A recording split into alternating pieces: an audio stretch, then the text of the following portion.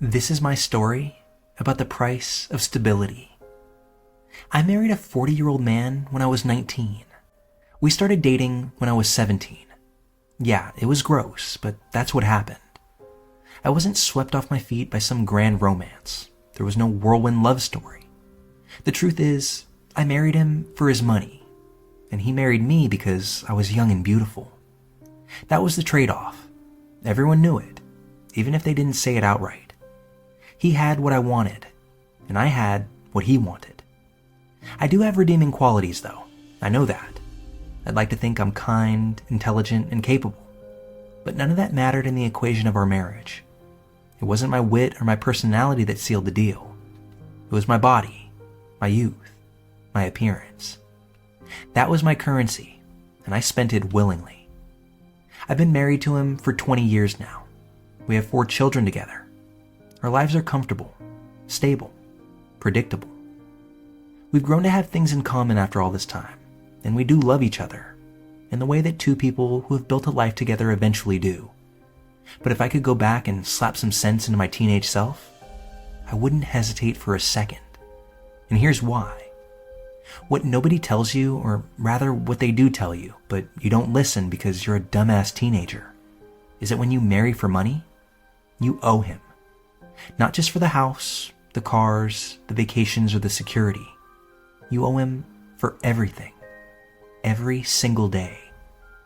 It's not about sex, or at least not just about sex.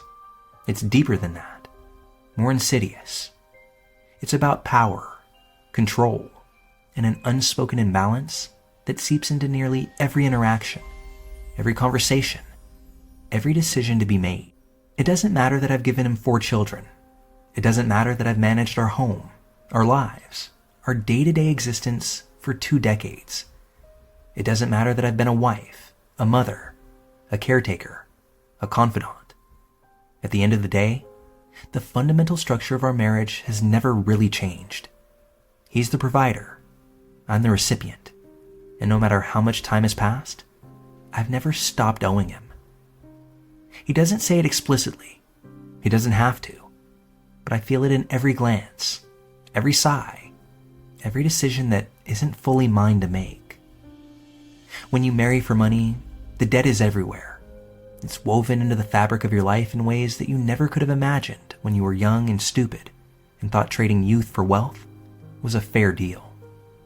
It's in the way he pulls rank at the most random and unexpected of times, like when I suggest repainting the kitchen, and he scoffs, reminding me that he was the one who paid for the house in the first place, as if that invalidates my opinion on what color I want to see every morning while making his breakfast. It's in the way he orders food at restaurants without asking what I want, assuming he knows better. Maybe he does after all these years, but that's not really the point. The point is that it was never about knowing or not knowing. It was about the underlying message, that he was in charge. He makes the decisions. I simply exist in the space that he provides for us. It's in the way he dismisses my career aspirations, not with malice, but with something far worse. Indifference. I went back to school after our youngest was born, thinking that maybe, just maybe, I could carve out something of my own. He was supportive in the way that rich men are when their wives pick up hobbies. Detached, vaguely amused, never threatened. When I landed my first job in years, he smiled and said, "Oh, that's cute." It's in the way he reminds me without saying a word that I'll never have full autonomy. Not really. We have a joint bank account, but I don't have his level of access. We have a family business, but I'm not consulted on anything important. We have a home, but it's his house, not ours. This isn't a partnership. It never was. It was a contract, one that I signed without reading the fine print. The strangest thing about this life is just how lonely it can be. People assume that money erases hardship, luxury dulls the sting of regret. But there's this special kind of isolation that comes with being married under these circumstances. The women in my social circle are just like me, wives of men who could afford them. They host charity luncheons, they compare designer bags, they take trips together. They understand me in a way that only other women in golden cages really can. And yet, I can't confide in them. I can't say, sometimes I feel like a kept pet. I can't say, I wonder if he would still look at me the same way if I gained 30 pounds. I can't say, I don't know if I ever truly loved him. Because these are things we don't say. Instead, we drink our wine. We smile. We tell each other how lucky we are. We compare notes on our children's schools or the new trainers we've hired or the latest vacation homes our husbands have bought us. We laugh too loudly at things that aren't funny because if we don't, we might start crying, and no one wants to be the one who cracks first. I don't hate my life. That's the thing. I don't wake up every morning miserable. I have comfort in my life. I have the stability that I sought after. I have children that I love more than anything. But I also have regret. Not the sharp, gut-wrenching kind, but the slow, creeping kind. The kind that settles in over years like a dull ache in the bones. I regret that I never got to fall in love the way young girls are supposed to. I regret that I never knew what it was like to build something with someone from the ground up, to share the struggle, to dream together, to fight over bills and make up over cheap takeout in a tiny apartment that belonged to both of us. I regret that I sold myself before I even knew who I was. Now, my oldest daughter is 2 years younger than I was when I met my husband, and the thought of her being with a man twice her age makes my stomach churn. I look at her so young, so full of life, and I can't imagine her making the same choice I did. I want to shake her. I want to warn her. I want to tell her, you don't just marry a man. You marry the imbalance. You marry the expectations. You marry that quiet debt that will never fully be repaid. But I don't say it, because I know when I was her age, no one could have told me in a way that would make me listen. I know that I made my bed, and now I get the privilege of reflecting on my choices every time I lie in it.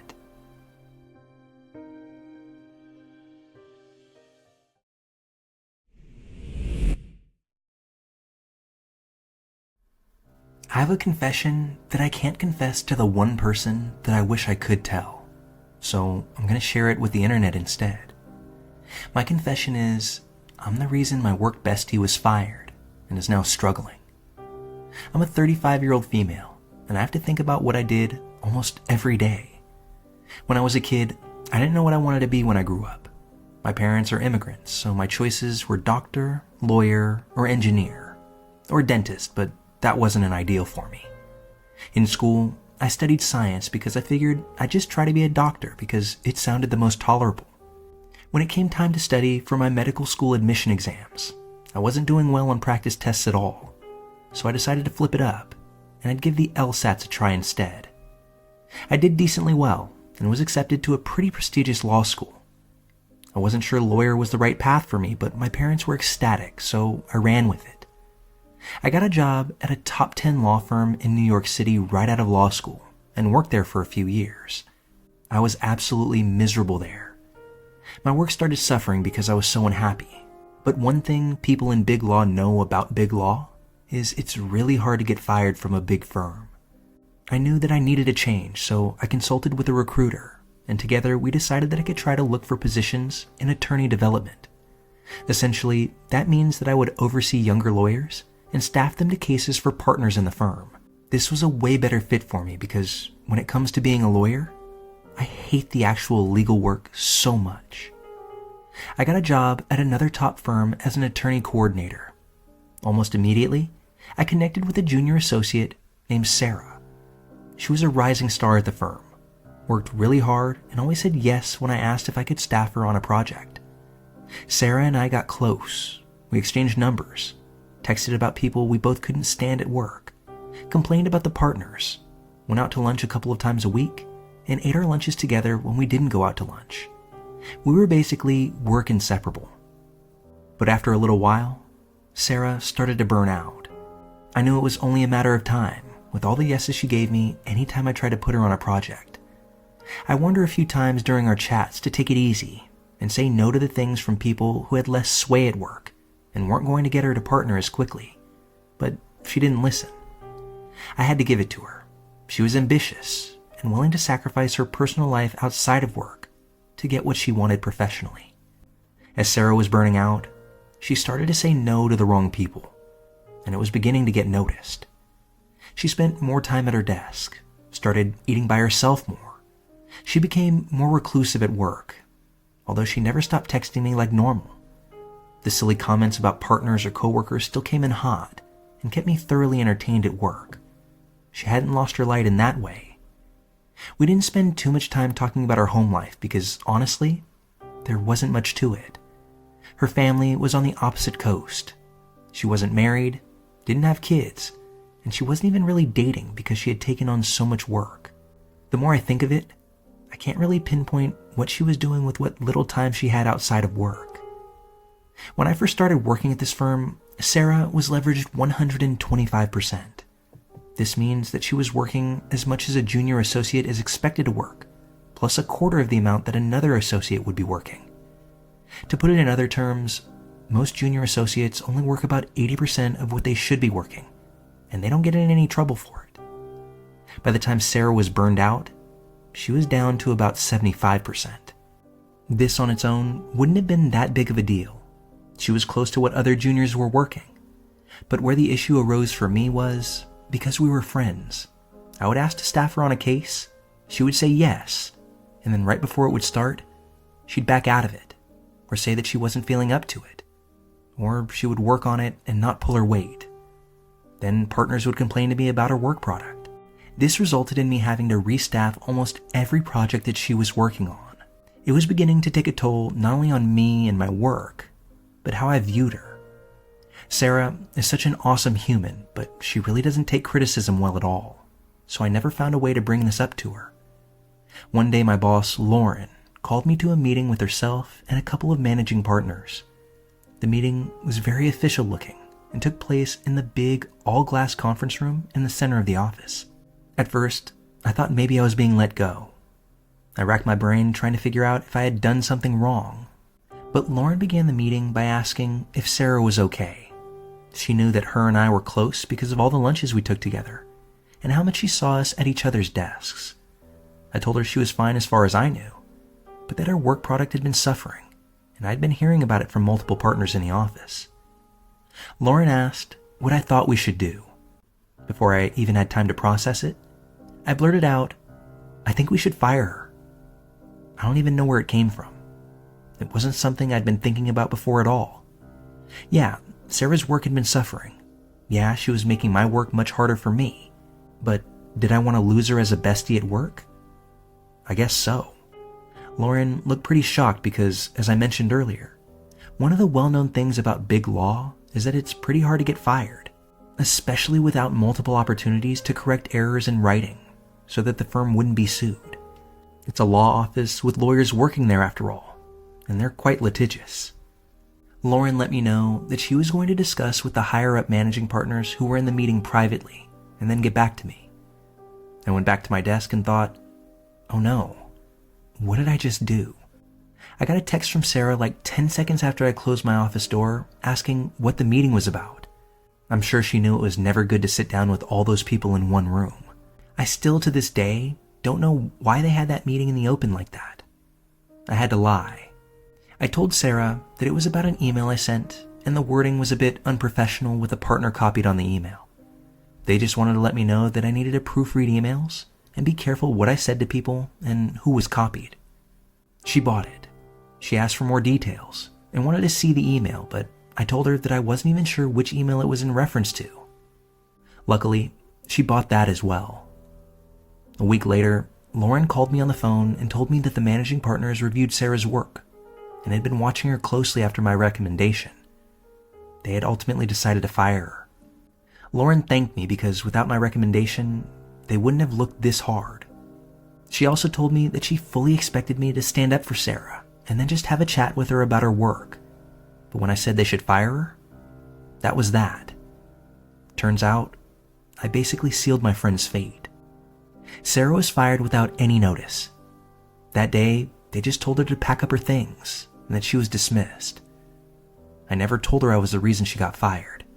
When she told me what had happened, I acted shocked and appalled that they would break from the norm and fire her without giving her ample opportunities to correct her mistakes, like they would do for anyone else.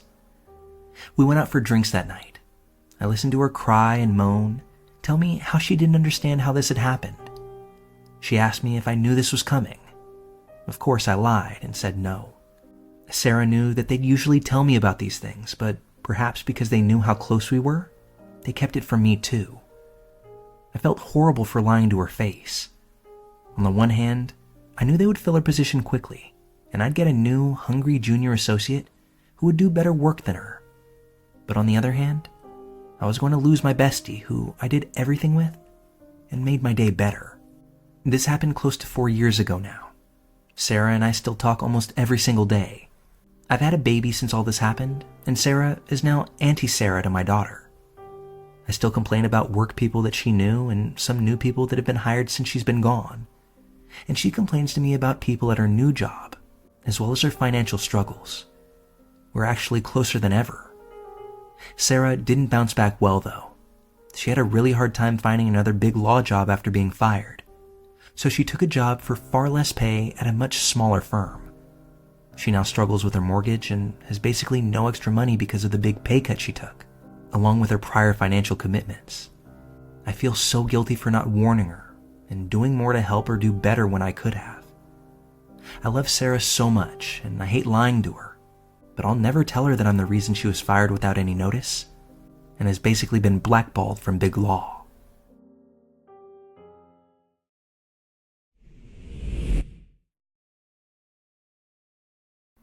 You won't find what I'm about to share on the internet, because I don't want it blasted in a way for anyone to figure out who I am or who I'm referring to in the story.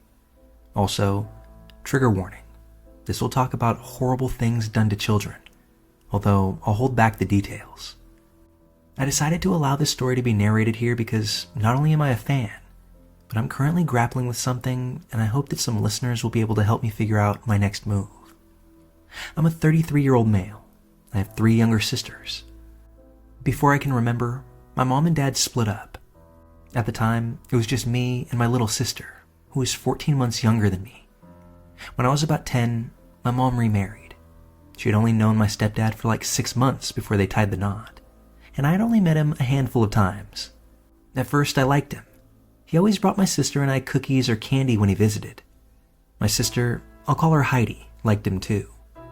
Pretty quickly after my mom and stepdad got married, they had my sister Kelly. And a few years after Kelly came Christy. Things were good for a little while. My mom and stepdad bought a house. I got my own room because I'm the boy of the family. Heidi and Kelly shared a room, and baby Christy slept in a crib in my mom and stepdad's room. A few years after we moved into the new house, that's when things started to get weird. Heidi started acting different. We were never close, but I had been around her for her whole life. She was 14 now, and when I asked my mom about it, she said that it was just hormones at that age, and to leave her alone. But one day, I noticed a red mark on Heidi's arm peeking out from under her long sleeves. I grabbed her arm, and she winced. When I pulled up her sleeve, I realized that she had been cutting herself. I'm a guy, so admittedly, I don't notice small details, but maybe Heidi had been wearing more long sleeves lately. It was summer, and where we lived got pretty hot. It's something I should have noticed. I told my mom, and my mom said, "Oh, that's just for attention. Teen girls go through stuff like that. Just make sure she's not cutting the long way. Across her arm is just for show." I was kind of shocked by my mom's reaction. I remember thinking, if it's just for attention, maybe she needs some attention. Nothing came of it, but a few months later, I remember waking up in the middle of the night to the sound of Heidi throwing up in our shared bathroom. I didn't really think hard on that until later that day. She ran to the bathroom again, out of nowhere, just to throw up. When she came out of the bathroom, I told her to get away from me. I didn't want to catch whatever stomach flu she had. That should have stood out much more than it did. Fast forward a week or so, and I have my mom yelling up and down around the house that Heidi is a little slut and that she has to take her to get an abortion. When Heidi got home that afternoon, my mom and stepdad kept asking her, "Who's the boy?" They wanted to call his parents, so they'd have to deal with it too.